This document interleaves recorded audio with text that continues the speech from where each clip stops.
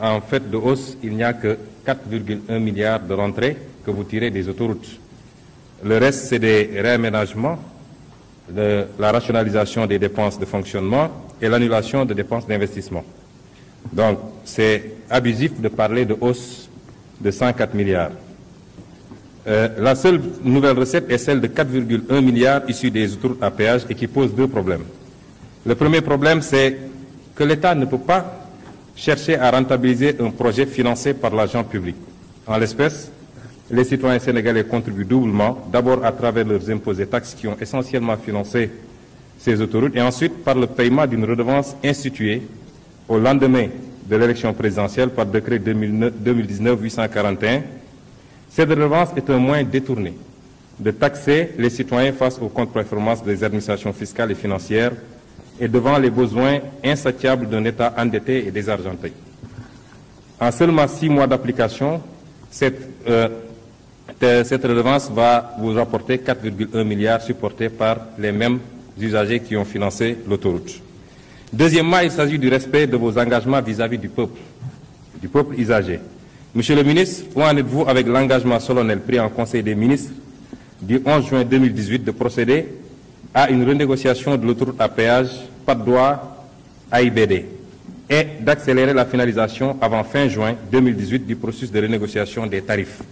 Rappelons que Eiffage n'a contribué qu'à hauteur de 17%, de 16,6% des investissements et aujourd'hui perçoit des redevances importantes.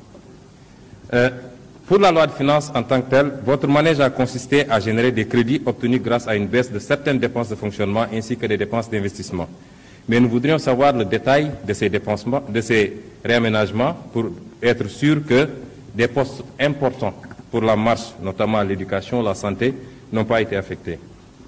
En ce qui concerne les choix de réaffectation de dépenses de la LFR, les variations des dépenses de ce projet de loi concernent 3 catégories. La première catégorie, c'est une hausse de 650 millions sur les dépenses de personnel justifiées par les indemnités accordées aux ayants droit pour charges de téléphone. Monsieur le ministre, comme vous avez l'habitude de le faire, vous avez encore violé la loi et la Constitution, puisque cette mesure pose 2 problèmes. Un problème de justice sociale, ce que vous refusez aux autres, puisque vous ne voulez même pas discuter avec les syndicats, vous le reconnaissez à du personnel politique. Et pour des montants importants, 300 000 francs quand même.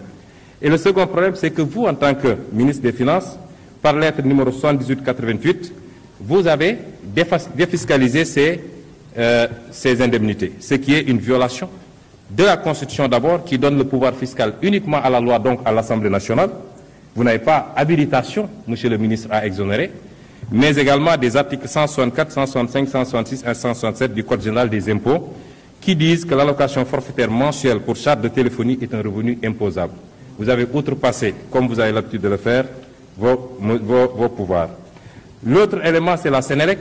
Nous voudrions bien savoir, on nous avait annoncé une société qui était tellement bien portante qu'elle avait réalisé un bénéfice de 36 milliards, je crois, en 2017, et subitement, alors que son ancien DG est devenu ministre, on nous annonce que cette société est moribonde au point de justifier ses subventions.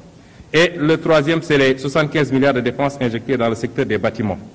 C'est une bonne chose, nous le saluons, mais malheureusement, je ne pourrais pas débattre sur cet aspect. Le dernier élément que je voulais aborder avec vous, monsieur le ministre, c'est ce qui concerne l'exécution des dépenses.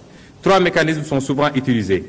Le paiement effectué par les bureaux des domaines pour ce qui concerne les indemnisations, ensuite les reconnaissances de dettes et enfin, la troisième, les comptes ouverts par l'État du Sénégal dans les banques privées. Si je vous dis programme de défense des intérêts économiques et sécurité du Sénégal, vous comprendrez. Nous nous sommes rendus compte que des montants, des dizaines et des dizaines de milliards ont été payés à un seul entrepreneur à travers ces 2 sociétés, en violation totale des règles, et ça entraîne la responsabilité de votre ministère. Je comprends bien la peur que cette affaire suscite désormais en haut lieu, ce qui fait que personne ne veut qu'on aille vers un procès. Je vous remercie.